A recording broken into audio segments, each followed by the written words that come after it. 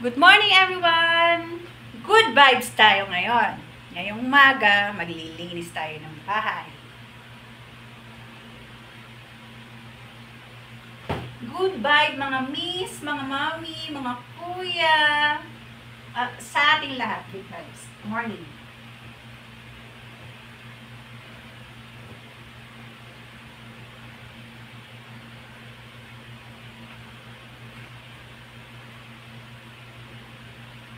Actually, malinis naman yung bahay. Kasi, mag-isa lang naman ako. Wala naman magluto eh. Ako lang. Kaya, alam ko yung ng kabisado ko. Malinis ng bahay. Simple lang. Ganyan. Naiwan ko lang kagabi na hindi naka-arrange yung unan. Sinandok na yun. Mag-awalis tayo. Simple lang. Every morning, kailangan galaw-galaw, parang exercise na din. Good morning everyone! Good vibes! Hindi naman masyadong maging bahay. Tapos ng kwarto malinis, sala naman. Tapos ng sala, pag-ugas naman lahat. Diba? Everyday routine. Simple lang ang bawa niya, yung bawa ng bahay.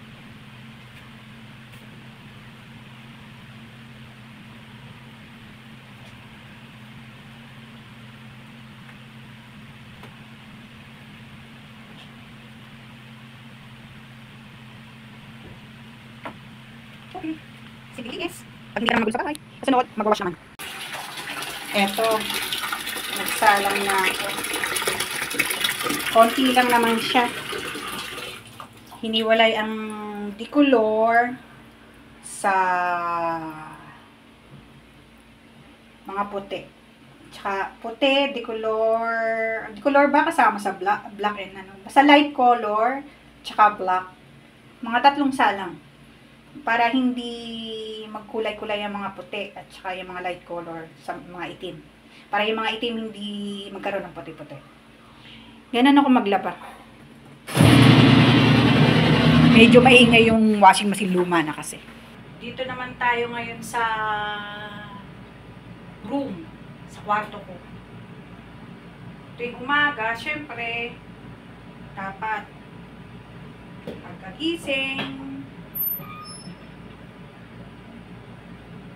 kailangan natin ayusin ang ating hinigaan or ang ating bed. Hindi yung pagkagising takbo agad sa cellphone, takbo agad sa TV. Hindi po magandang habit yun. Dapat laging maayos ang bed. Kasi parang sarili mo na rin yun eh. Pag maayos ka sa bahay, ayos ka rin mag-isip. Siyempre.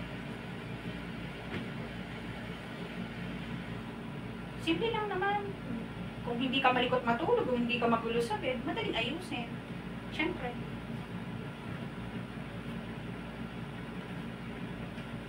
Simple lang naman.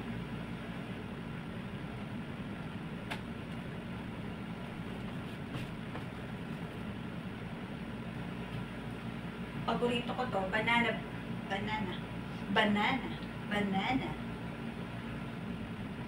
Simple lang naman mag-ayos, madali lang. Pag hindi ka magulo sa bed.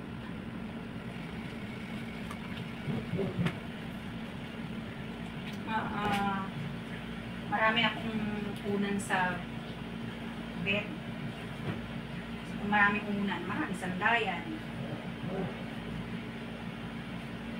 O diba? Madali lang ayusin pag hindi ka malikot sa bed or hindi ka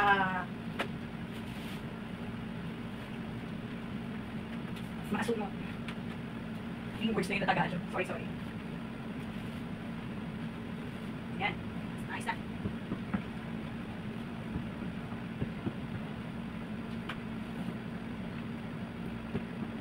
Meron ito. Kahit pa may ikikilig ka na. Meron ka pa rin. Diba? Hindi lang ako pala. Tsaka kailangan yung mga personal na gamit kailangan na organize. Hindi ka lahat para paghanapin mo, alam mo sa kunin. Diba? Kasi yung mga gamit mo yung jewelry accessories, hindi ka lang nilalagay sa small table. Charger para madali mo.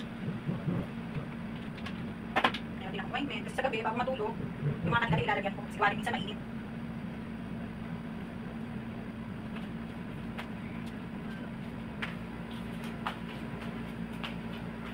Yan, malinis na. Maayos na yung bed. Ang gagawin po natin ngayon ay maghugas ng plato. Morning to everyone. Ang dating laging pinupost ko is magluto. Short video lang. Ngayon, try naman natin na mag-vlog ng gawaing bahay.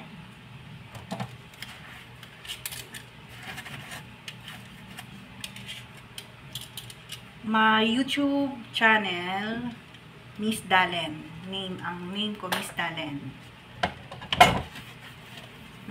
Before, mga 1 year ago, nagpo-post lang ako mga short video lang.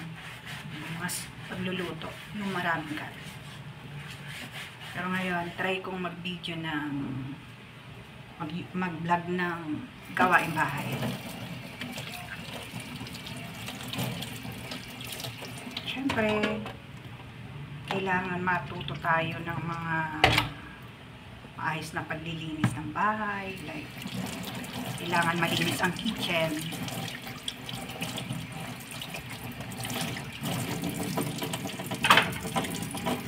Tsaka dapat ang babae maayos sa bahay. Maayos ang bahay, maayos mag-isip. Diba? Morning. Good vibes.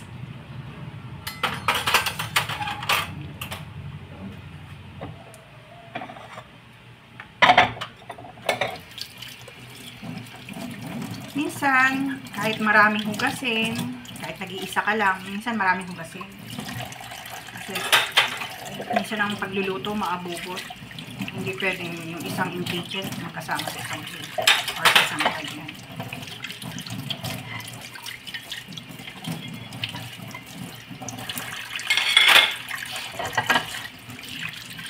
Mga miss, mga missis, mga ate, mga kuya, mga mami, mga mama. Subscribe naman yung aking channel. YouTube channel. Medyo may sipon. Kasi naulanan ako kahapon ng isang araw.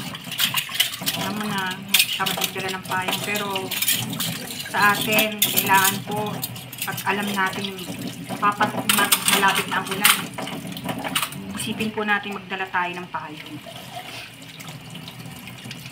Mahirap magkasakit, lalo na nag-iisa ka. Hanggang mag-aalaga. Kailangan iniingatan ng health. Yan ang priority natin. Health. Kasi kailangan malakas tayo, walang sakit. Kasi pag may sakit tayo, paano tayo makakagalaw, makakapagtrabaho? Diba?